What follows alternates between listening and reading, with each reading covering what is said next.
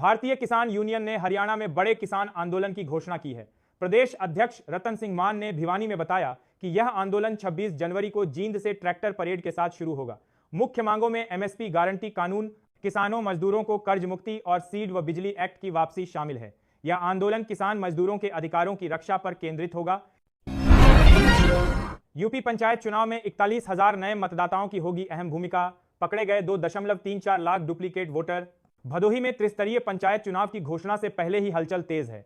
इस बार 41,000 नए मतदाता प्रत्याशियों का भाग्य तय करेंगे, खासकर ग्राम प्रधान चुनावों में, जहां जीत हार का अंतर अक्सर 50 वोटों का होता है।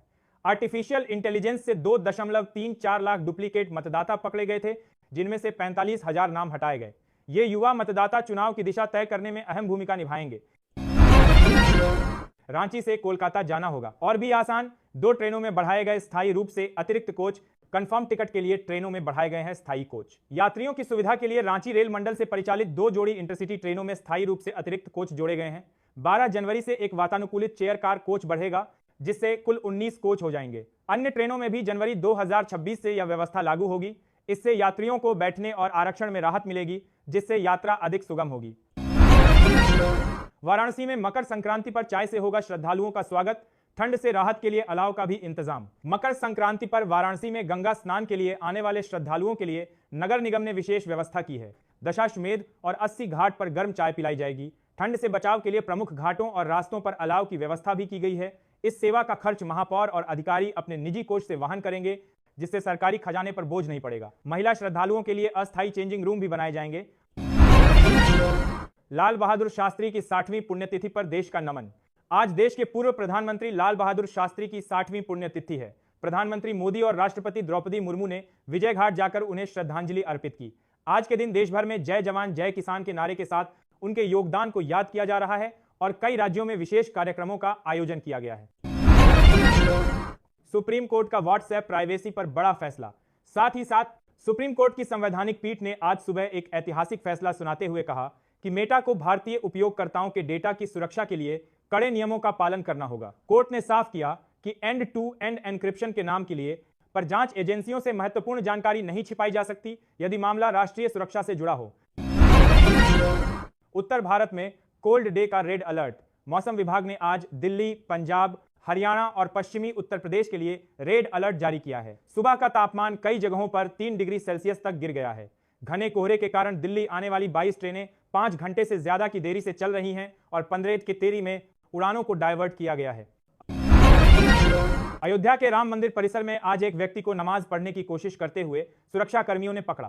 पुलिस ने तुरंत कार्रवाई करते हुए आरोपी को हिरासत में ले लिया है। प्रारंभिक जांच में पता चला है कि व्यक्ति मानसिक रूप से अस्थिर हो सकता है, लेकिन पुलिस हर एंगल से जांच कर रही है। मंदिर प्रशासन ने सुरक्षा व्यवस्था को और कड़ा कर दिया है ताकि श्रद्धालु बिना किसी बाधा के दर्शन कर सकें। दिल्ली सरकार ने नरेला एजुकेशन सिटी प्रोजेक्ट के लिए बजट को बढ़ाकर 1,300 करोड़ रुपए कर दिया है। इस प्रोजेक्ट का उद्देश्य दिल्ली के बाहरी इलाके में विश्व स्तरीय शिक्षण संस्थान और अनुसंधान केंद्र स्थापित करना है। इससे छात्रों को देश संस्थान के प्रोजेक्ट के लिए गुणवत्तापूर्ण शिक्षा के साथ साथ रोजगार के नए अवसर भी मिलेंगे। मुख्यमंत्री ने कहा कि शिक्षा हमारी प्राथमिकता है और नरेला को शिक्षा के बड़े हब के रूप में विकसित किया जाएगा। उत्तराखंड में महंगी हो जाएगी बिजली। ओपन एक्सेस बिजली उपभोक्ताओं पर 1 अप्रैल 2026 से 30 सितंबर 2026 तक 1.05 रुपये प्रति यूनिट अतिरिक्त सरचार्ज लगेगा। यह शुल्क बिजली वितरण कंपनी को अनुबंधित लेकिन अप्रयुक्त बिजली की लागत की भरपाई के लिए है। नियामक आयोग के अनुसार इससे कंपनी को वित्तीय नुकसान से बचाया जा सकेगा और बिजली आपूर्ति व्यवस्था संतुलित रहेगी।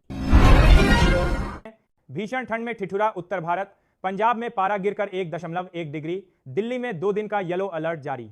उत्तर भारत के पहाड़ी और मैदानी क्षेत्रों में शनिवार का दिन बेहद ठंडा रहा और भीषण ठंड में लोग ठिठुरते नजर आए।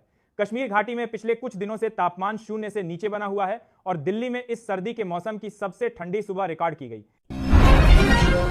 आंध्र प्रदेश और तेलंगाना में मकर संक्रांति और पोंगल के त्योहार की आधिकारिक छुट्टियां आज 10 जनवरी से शुरू हो गई हैं। ये छुट्टियां 18 जनवरी तक चलेंगी। इसके कारण रेलवे और बसों में भारी भीड़ देखी जा रही है। दक्षिण भारत के बाजारों में त्योहार की रौनक चरम पर है और लोग अपने पैतृक गांवों की ओर रुख कर रहे हैं। हिमाचल के सिरमौर में भीषण बस हादसा। हिमाचल प्रदेश के सिरमौर जिले में एक निजी बस के गहरी खाई में गिर जाने से 9 लोगों की मौत हो गई और 40 से अधिक यात्री घायल हो गए। हादसा उस समय हुआ जब चालक ने एक मोड़ पर नियंत्रण खो दिया। स्थानीय प्रशासन और पुलिस ने रेस्क्यू ऑपरेशन चलाया। मुख्यमंत्री ने घटना पर दुख व्यक्त किया है और मृतकों के परिजनों के लिए मुआवजे की घोषणा की है। भारतीय रेलवे ने हरित गतिशीलता की दिशा में एक ऐतिहासिक कदम उठाते हुए देश की पहली हाइड्रोजन संचालित ट्रेन का परीक्षण शुरू कर दिया है। यह ट्रायल रन उत्तर रेलवे के एक विशिष्ट खंड पर आयोजित किया गया। रेल मंत्रालय के अनुसार यह तकनीक कार्बन उत्सर्जन को शून्य करने के लक्ष्य में मील का पत्थर साबित होगी। उम्मीद है कि तकनीकी मूल्यांकन के बाद 2026 के अंत तक नियमित यात्री सेवाएं शुरू हो जाएंगी। प्रधानमंत्री नरेंद्र मोदी ने सड़क दुर्घटना पीड़ितों के लिए एक नई राष्ट्रव्यापी कैशलेस उपचार योजना शुरू करने की घोषणा की है। इसके तहत प्रत्येक पीड़ित को 1.5 लाख तक का मुफ्त इलाज मिलेगा। इसके अतिरिक्त घायलों को अस्पताल पहुंचाने वाले नेक मददगारों को नकद पुरस्कार देने का भी प्रावधान है। यह योजना राष्ट्रीय राजमार्गों के साथ साथ देश की सभी सड़कों पर लागू होगी। दिल्ली के प्रगति मैदान भारत मंडपम में आज से 53वें नई दिल्ली विश्व पुस्तक मेला की शुरुआत हो रही है। इस बार मेले की थीम भारतीय सैन्य इतिहास, वीरता और ज्ञान एट 75 रखी गई है। मेले में 35 से अधिक देशों के 1000 से अधिक प्रकाशक हिस्सा ले रहे हैं। खास बात यह है कि इस साल दर्शकों के लिए प्रवेश पूरी तरह निःशुल्क रखा गया है। शिक्षा मंत्री धर्मेंद्र प्रधान ने इसका उद्घाटन किया, जिसमें कतर और स्पेन को गेस्ट ऑफ ऑनर देशों के रूप में आमंत्रित किया गया है। कांग्रेस पार्टी ने आज से देश भर में मनरेगा बचाओ आंदोलन की शुरुआत की है। पार्टी का आरोप है कि केंद्र सरकार बजट में कटौती कर ग्रामीण रोजगार गारंटी योजना को कमजोर कर रही है। राहुल गांधी और मल्लिकार्जुन खड़गे ने कार्यकर्ताओं से अपील की है कि वे ब्लॉक स्तर तक जाकर लोगों को उनके अधिकारों के प्रति जागरूक करें। कांग्रेस ने मांग की है कि मजदूरी दर को महंगाई के अनुसार बढ़ाया जाए और भुगतान में होने वाली देरी को तुरंत रोका जाए।